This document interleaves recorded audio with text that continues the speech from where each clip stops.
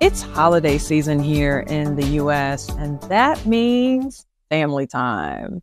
And whether you're the kind of person who is really connected to your family or a person who is disconnected to your family, there is usually a lot of anxiety around holiday season. And so I see you, I feel you, I totally get it. So I want to give you some tools and resources that you can use to navigate the anxiety and the craziness that occurs around holiday season. So stay tuned and let's get into it. Welcome to the Rainbow Bridge Podcast, where we bring the Word of God to the lost and the LGBTQ. I'm your host, Nayshondra Mercer, a best-selling author, master trainer, and leadership coach, but you can call me Coach Nay. Each Sunday, we embark on a journey of faith, acceptance, and spiritual growth through heartfelt discussions, inspirational stories, and biblical teachings. I aim to bridge the gap between your faith and your identity, offering a safe and affirming space for everyone without judgment, fear, or shame. Join me as we explore the divine love that transcends all boundaries and empowers you to live life as your true, authentic self. Let's get started. So if you were here last week, I went in and taught you all 4 different shifts that you can make so that you can live your best life.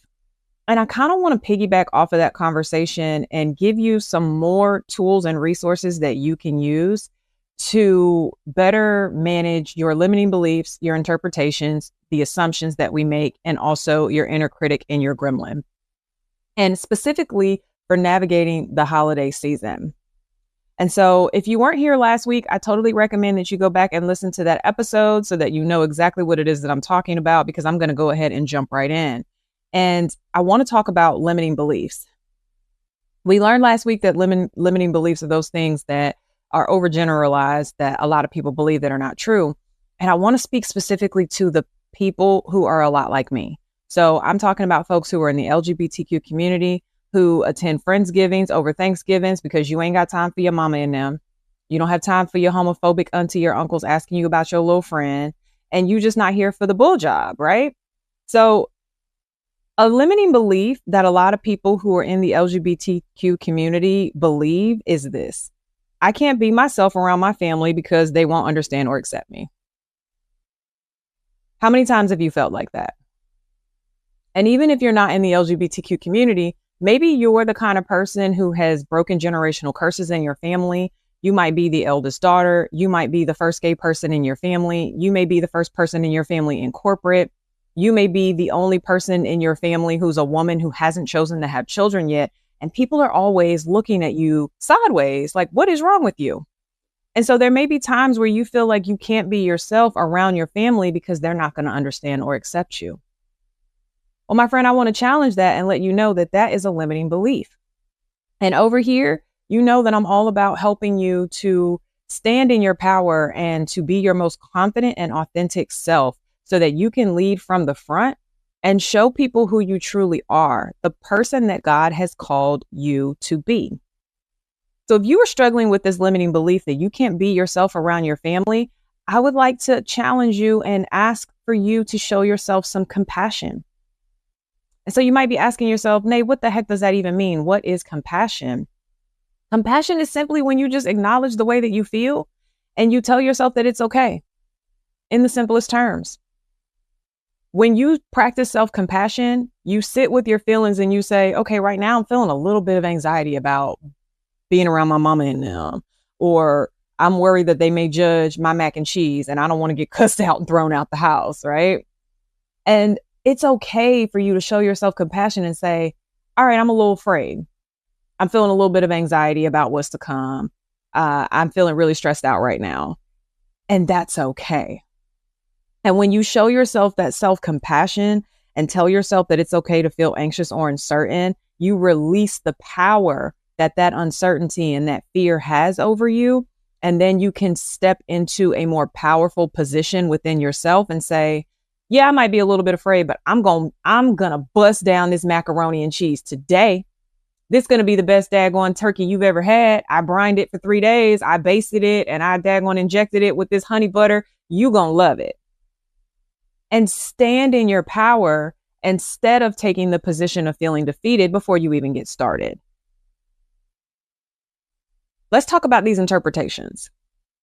Again, an interpretation is challenging the way that you're looking at something because there may be another perspective that you're not considering. And so an interpretation that you may make around the holiday times might be you see the family gathering itself as a minefield of awkwardness. You just think that it's going to be a bunch of awkward conversations. You're going to be judged, and that's all that you think it is. When really you can challenge that viewpoint, the way that you're looking at that interpretation, and give a different perspective. What if it isn't totally awkward? What if your auntie isn't asking you about your little friend? What if instead your auntie is actually calling your partner by his or her or their names? If you can view it as an opportunity for you to actually connect with your loved ones, instead of thinking that it's going to go left, you stand in a more powerful place and you can show up at that family gathering, whether it's Thanksgiving, whether it's Christmas, whether it's New Year's, whatever it is. It could be a graduation. It could be a family reunion. It could be a baby shower. It could be a wedding. We all gather with our families at some point in time or another. And so these feelings that you have are completely normal and you are not alone. But I want to challenge your interpretation and ask you to look at it from a different perspective. If I'm sitting on this side of the table and you're sitting on the other side of the table and there's a 6 and a 9 in front of us, you see the 6 and I see the 9. Are you wrong? No. Am I wrong? No. We're literally sitting on different sides of the table. Therefore, we see something different than the other person, but it doesn't make either one of us wrong. Two things can be true at the same time.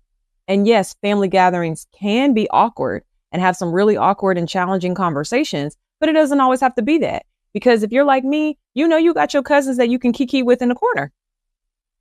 And you know that when you kiki with your cousins in the corner, it doesn't matter what your mama, them, your aunties, your grandmothers, and extended family got to say about what you're doing or not doing, because you are more focused on the camaraderie and the fellowship that you have with the folks in your family that you do connect with, that you love.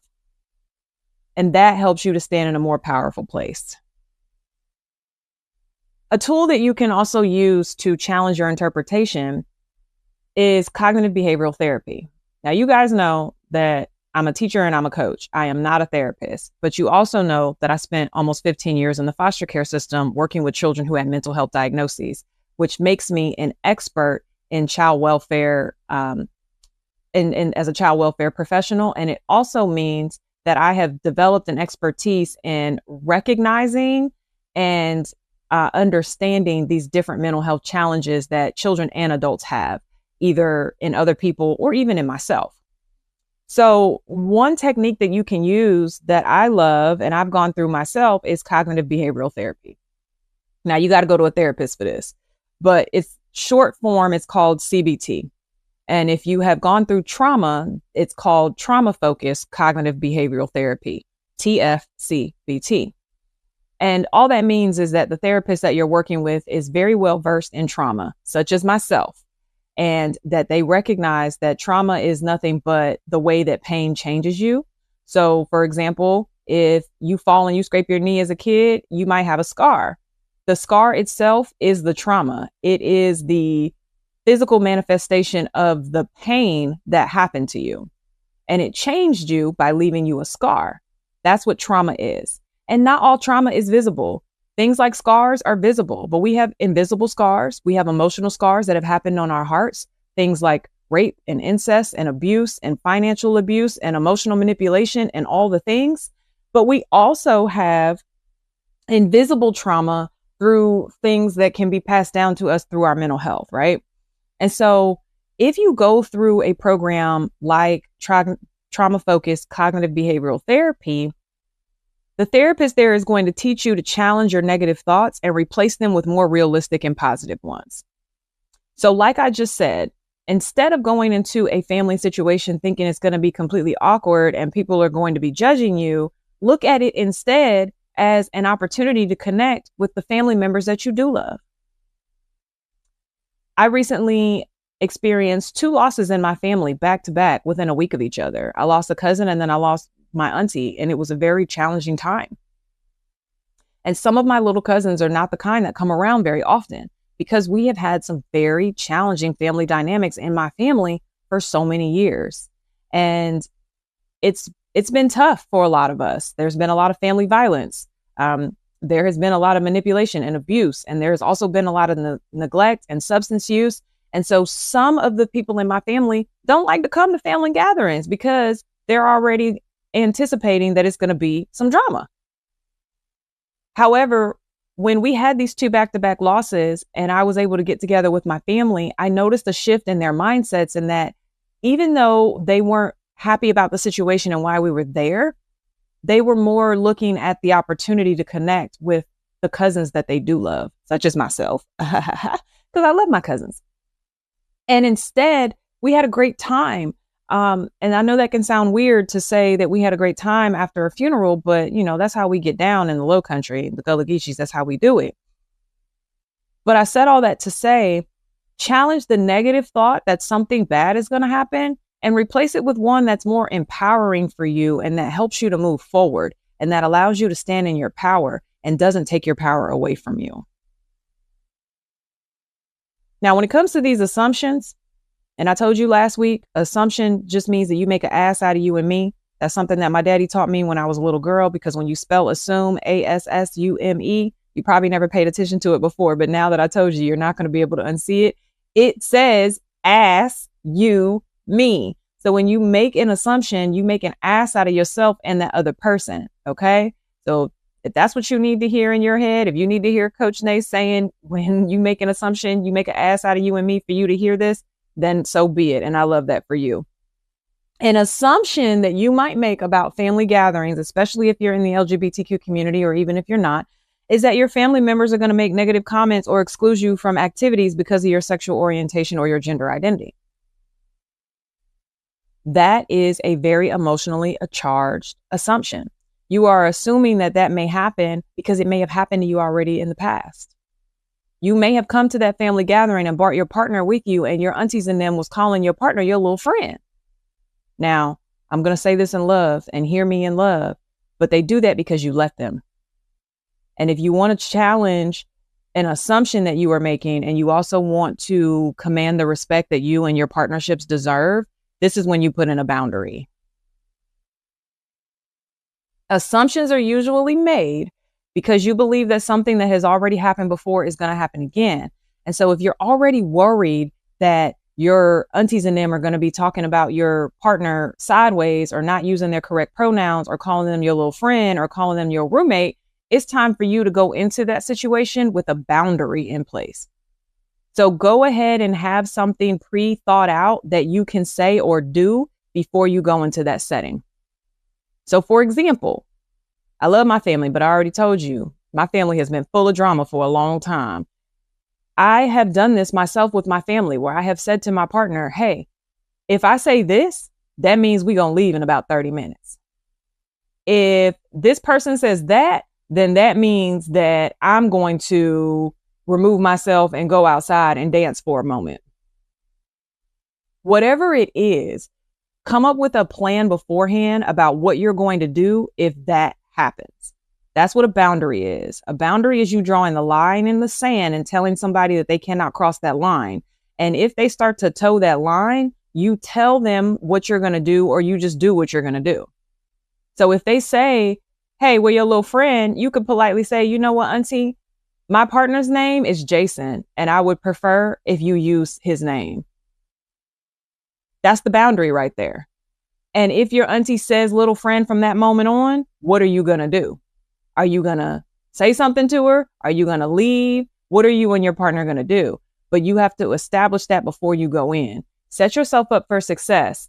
If you're assuming that something may happen based on something you've experienced before, go into that situation with a plan. Don't go into it unprepared, because when your auntie start calling your partner your little friend, you're going to be triggered and you're going to be pissed off. And you may want to cuss and fight and carry on the way that I told you that my gremlin Tasha used to do.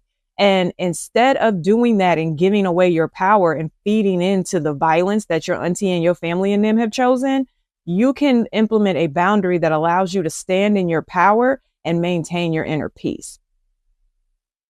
Because it is all about responding from a place of peaceful leadership and not letting anybody move you from your position. But in order for you to stand in your power, you have to have a plan. So if you have assumptions that you're worried about around family gatherings, go ahead and come up with a boundary and make sure you implement that when it is needed. Lastly, baby, I want to get back into these gremlins. So we talked last week about these gremlins being your inner critic or the way that you talk to yourself. Whether you are cognizant of it or not, whether you are aware of it or not, all of us have a way that we talk to ourselves about ourselves.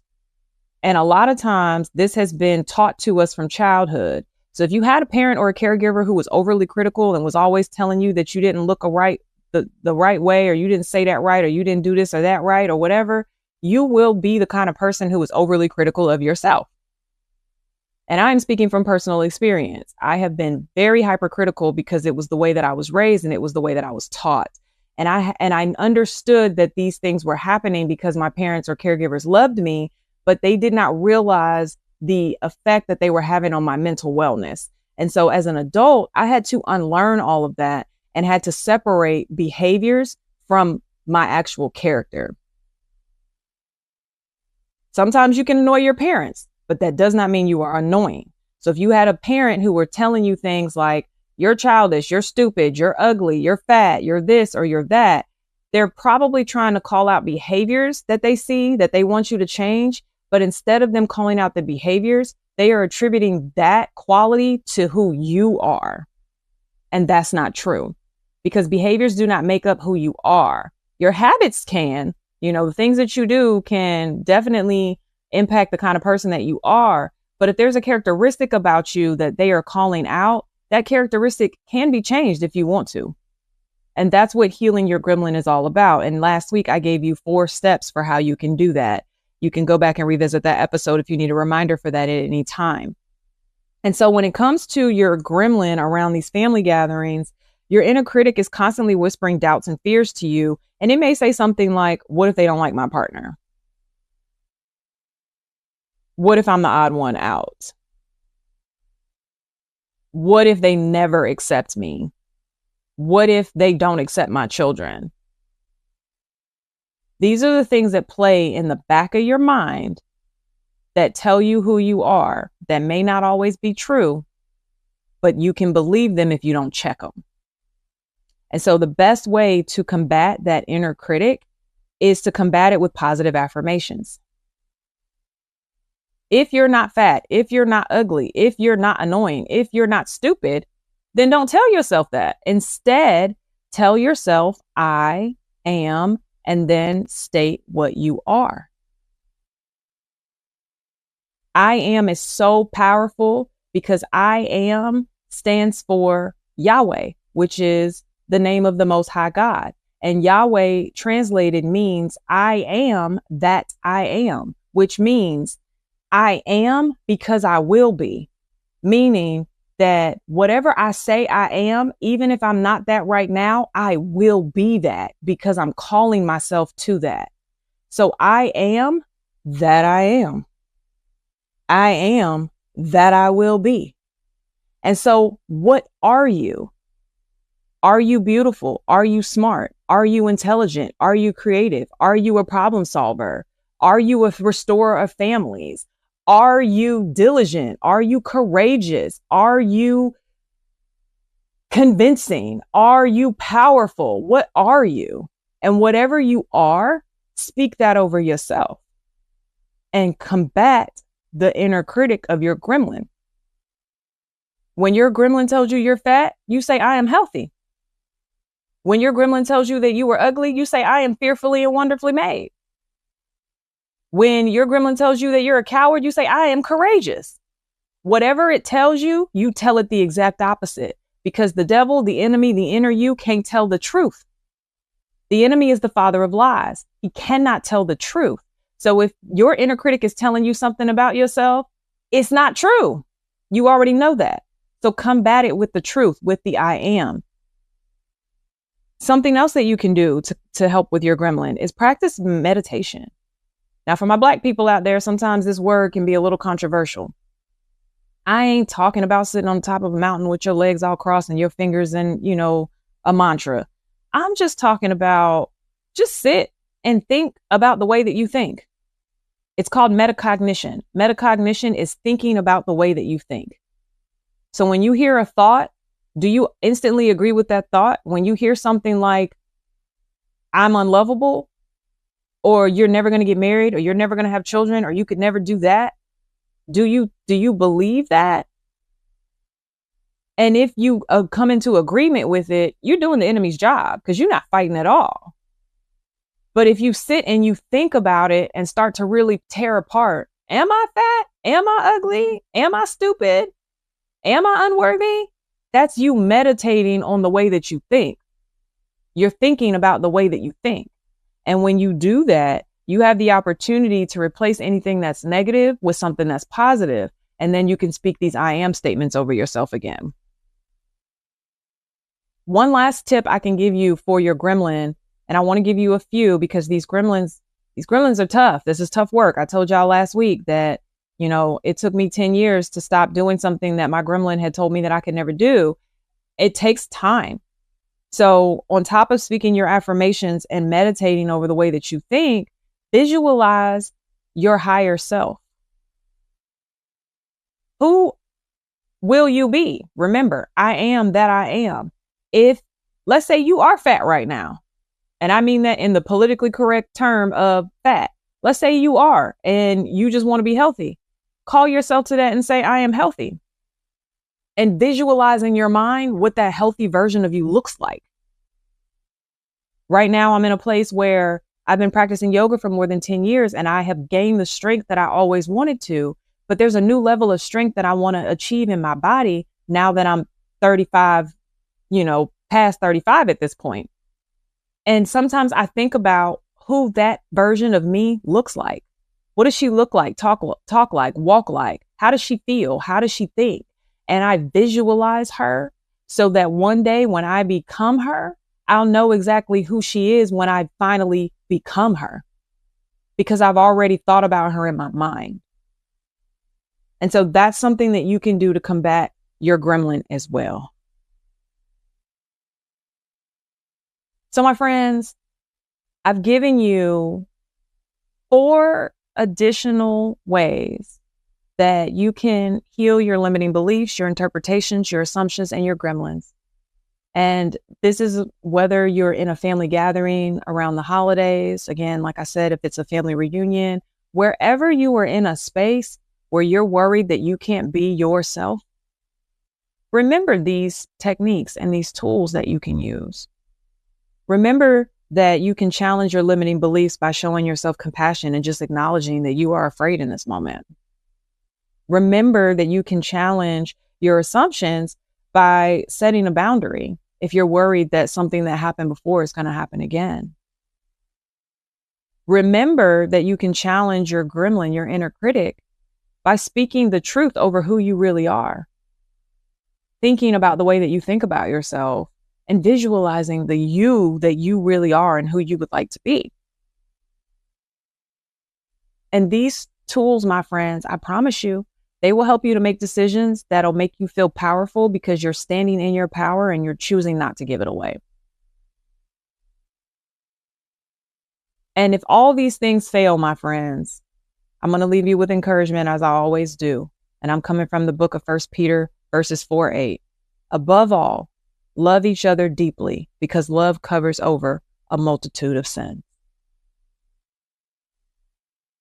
If you're having a hard time with showing yourself compassion, if you're struggling with setting a boundary, if you're unable to look at a situation a different way, or if you're really struggling with the way you talk about yourself, remember that love covers a multitude of sins. And that goes for you and the people around you. And we all fall short. We all fall short. But even when we do, if we remember to love, the rest will take care of itself, because love always covers a multitude of sins. Thank you, my friends. Y'all know when I absolutely love when you hang out with me for another week. And I really hope that you found this episode helpful for how you can Move on from your limiting beliefs, the interpretations, the assumptions, and also healing your inner critic that is your gremlin. I know that family gatherings, holiday times, reunions, all the things can be really challenging when you feel like an outcast.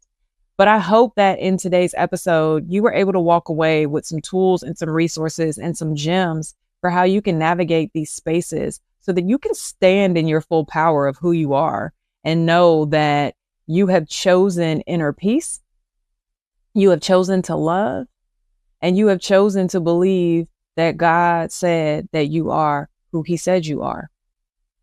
And if you're struggling with any of these things at all, you are not alone. And you know that your girl is here for you. And my course, I Am Seeking Myself, is here for you.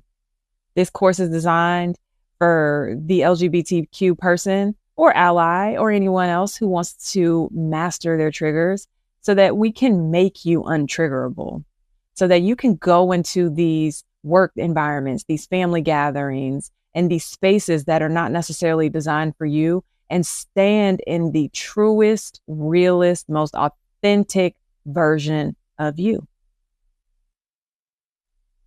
Check the show notes for more information about how you can join that. I Am Seeking Myself will be relaunching again in Q1.